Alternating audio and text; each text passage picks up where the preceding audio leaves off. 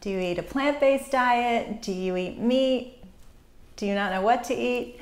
I just wanted to give you some data. This is Dr. Vicki Peterson of an interesting 4-hour debate between Dr. Joel Kahn, who is very much plant-based, has been since he was 19 years old. He's a cardiac surgeon, and local Dr. Kresser. He's a licensed acupuncturist, and he was definitely promoting more eating animal foods. And it was interesting because I think what I wanted to bring to you, save you the 4-hour listen, but I shouldn't say it like that. They had great references, and you can definitely check out either one of their sites and really dig deeper. But there was common ground, which I'd like to start with. They both agreed that 2/3 to 3/4 of your plate should be vegetables and a little bit of fruit and whole foods, so they both agreed on that.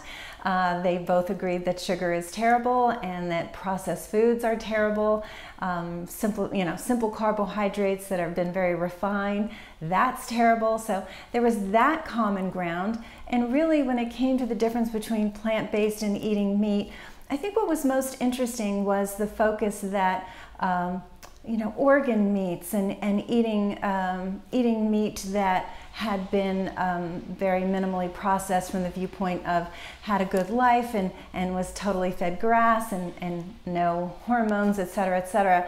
And I think the problem with that, which is what Dr. Kahn brought up, is you're speaking almost to an elitist group of people who are able to get that kind of meat. So really we have to think about speaking to the general population and either saying beef of whatever type is good for you, chicken of whatever type is good for you, meaning what the average person is going to get at their grocery store and at their local restaurant, or it's not. Yes, you can make these caveats of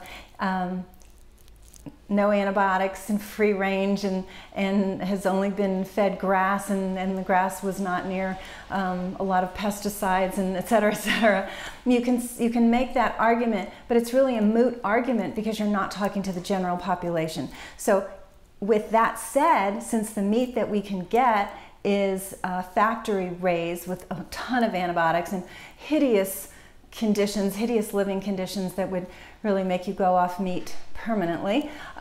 With that said, you can't recommend meat to the average person because there's so much wrong with what's generally available. And I think they both definitely agreed on that too. The other thing that came up was that more research needs to be done. And sure enough, more research always needs to be done. But we do have to, one thing Dr. Kahn said, the cardiologist, is what he said is like, let's go with what we have. Certainly, sure, we're open to learning new things, but to say, plant-based, you live longer, and pescatarian, if you eat fish once or twice a week, that seems to confer longevity and better health. And for people who maybe eat zero meat from the fish in this case, and for them, maybe they're getting some deficiencies as they're longer and longer plant-based. Can you be plant-based and be fully healthy? Yes. Do you have to try, work at it a bit? Absolutely. Can eating fish once or twice a week make that a little easier?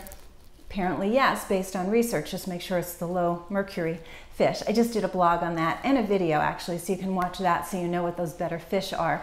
But it really came back to the fact that we have this research showing low calorie and fasting occasionally is beneficial, and people that are lighter in weight and not obese live longer. So watching your calorie intake and getting exercise regularly and eating a whole food plant-based diet, a little bit of fish, these things that data has stood the test of time. Is there other data about the perfect piece of beef and the perfect egg that some minimal amounts of that could also be healthy? We just don't know. So to say because we don't know everything should be a question mark, that was my disagreement with what Dr. Kresser said, and Dr. Kahn agreed. So sure, we're all open to learning more. I recently started talking about fish when I've really been very strongly plant-based for many, many years. And when you think of fish, when I think of fish, I think of heavy metals and mercury and the fact that it's a neurotoxin. Okay, there are some fish that are lower in mercury that are safer, and that was in the recent blog.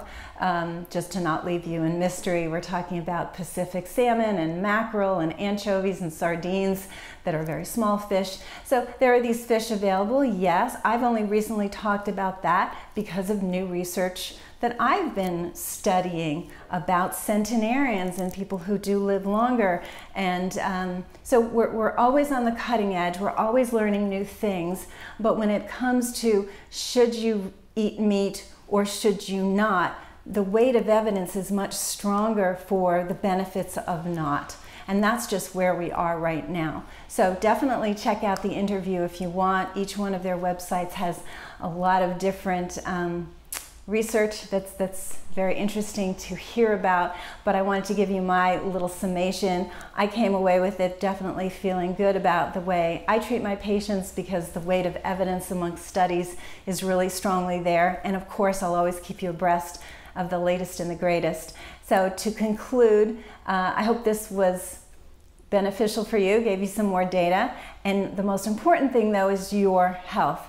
So if it's not the way you want it to be, please reach out. That's what we're here for ultimately, is to get you healthier. So give us a call. The number here is 408-733-0400. I can offer you a free consultation, whether you're local or long distance. We can do it on the phone if you're not local. And we're all about regaining your health. So I look forward to speaking with you. Please share this video with friends. Subscribe if you're not already a member. And we'll talk soon.